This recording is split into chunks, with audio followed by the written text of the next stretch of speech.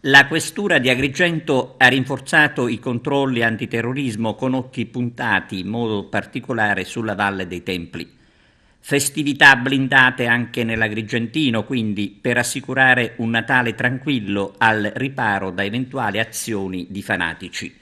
La questura ha già adottato i provvedimenti necessari controllando i luoghi affollati come fiere e mercatini e centri commerciali, luoghi ritenuti sensibili.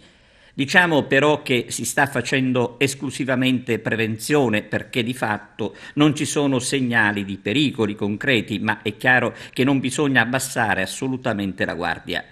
Così la questura di Agrigento, con in testa il questore Maurizio Auriemma, sta lavorando con impegno, come d'altronde ha sempre fatto, per garantire la sicurezza ai cittadini.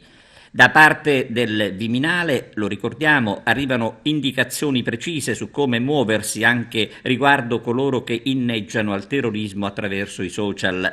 Abbiamo ascoltato ieri anche da Vittorio Sgarbi che su questo fronte si è detto d'accordo con il ministro Salvini.